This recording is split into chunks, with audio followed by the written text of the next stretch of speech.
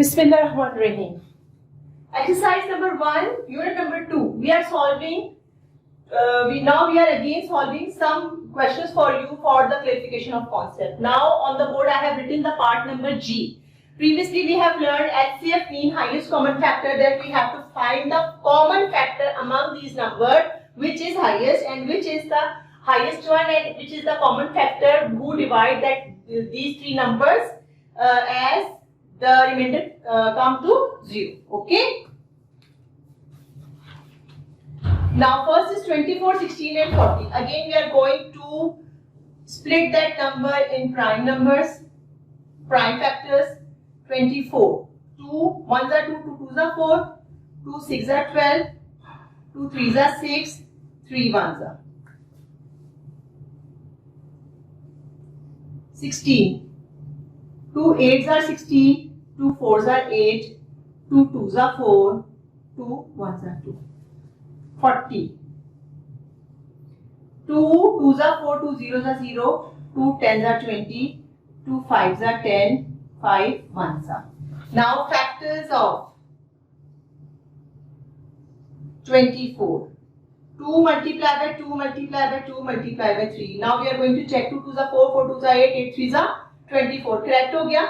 Now 16. 2 multiplied by 2 multiplied by 2 multiplied by 2. 2 2s are 4, 4 2s are 8, 8 2s are 16. 40. 2 multiplied by 2 multiplied by 2 multiplied by 5. 2 2s are 4, 4 2s are 8, 8 5s are 40. Now we are going to find the highest common factor. Now look students, when we compare these three numbers, we come to know 2, 2, 2 common. Again 2, 2, 2 common. Again 2, 2, 2 common.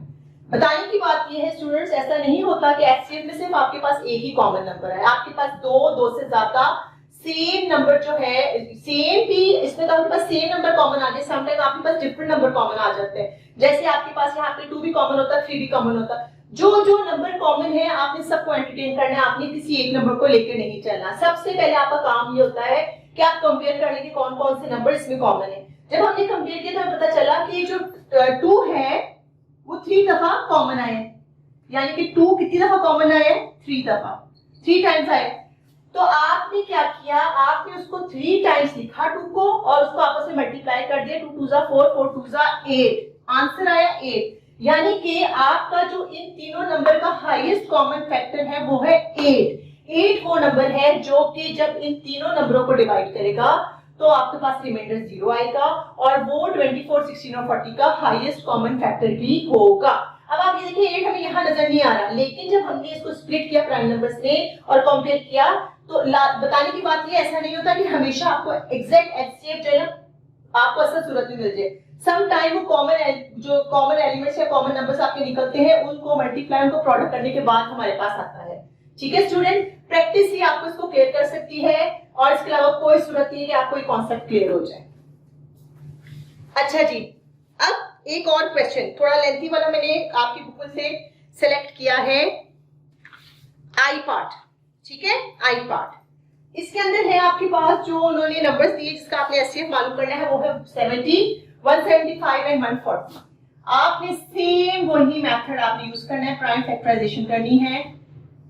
2 से हम start करेंगे. 2 3s are 6, 6 7 में से 6 गया होगा तो 1 बचा होगा. 5 सा 5 7s are 7 1s are. ठीक हो गया.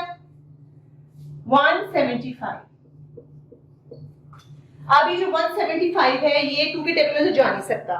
3 के टेबल के लिए अगर हम इसको चेक करें तो 3 के टेबल में भी ये नहीं डिवाइड हो रहा है. 3 की डिविजिबिलिटी हम कैसे चेक करते हैं? 1 + 7 8, 8 और 5 कितना हो गया? 13. 13 3 के टेबल में नहीं आता तो इट्स मीन 775 भी नहीं आएगा. ये डायरेक्टली 5 में जाएगा. 5 3s are 15, 15. जब 17 में से 15 माइनस हुए होंगे 2 बचा होगा. 5 5s are 25. 5 7s are 7 1s are. ठीक हो गया. 140. 2 7s are 40, 2 0s are 2 3s are 6, 5s are 5 7s are 7 1s are. Now we are going to write the factors. Factors of 70.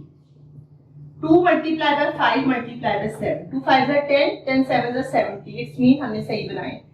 175. 5 multiply by 5 multiply by 7. 5 5s are 25. 25 7s are. Rough work में देखिए जरा. 25 7s are. 35 3 ऊपर क्या? 14 plus 3 175. It's mean कि ये भी हमारा factor सही है. 140. 2 multiply by 2 multiply by 5 multiply by 7. अच्छा जी. 2 2s are 4. 4 5s are 20. 20 7s are 140. ये भी सही है. अब जो है अगला प्रोसेस, जब हमने नंबर को प्राइम नंबर्स में स्प्लिट कर दिया, वो है कि हमें इसको कंपेयर करना है. जब हमने कंपेयरिंग की तो हमें पता चला जो नंबर आ रहा है कॉमन वो आ रहा है 5. देखिए 2 इन दोनों में आ रहा था, इसमें नहीं है, इसलिए वो तो निकल गया लाइन में. 5 भी कॉमन है और 7 भी तीनों में कॉमन है. अब ये देखिए लास्ट टाइम हमारे पास सेम नंबर कॉमन था, अब इधर हमारे पास 5 कॉमन और 7 कॉमन है. तो हमने जितने भी नंबर हो, चाहे डिफरेंट हो चाहे सेम हो, जितनी दफा भी कॉमन है हमने उनको एंटरटेन करना है. सो HCF हमारा क्या है?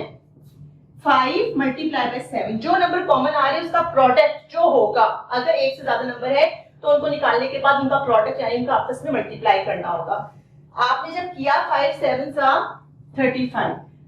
अगेन स्टूडेंट्स 35 आपको इसके फैक्टर्स के अंदर नजर नहीं आ रहा है, लेकिन 35 इन तीनों नंबर्स का हाईएस्ट कॉमन फैक्टर है, यानी कि 35 वो कॉमन नंबर है जो इन तीनों नंबर्स को डिवाइड करेगा तो रिमाइंडर आएगा 0.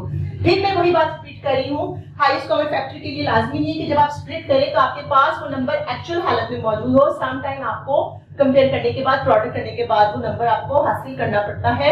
सम टाइम आपके पास एक्चुअली मौजूद होता है, सम टाइम आपको इसको इस तरह करना पड़ता है. स्टूडेंट होप ये आपको एक्सरसाइज नंबर 1 क्लियर हो गई होगी, और प्रैक्टिस आप जब आप करेंगे तो ये कॉन्सेप्ट आपको और जो है रेनफोर्स हो जाएंगे.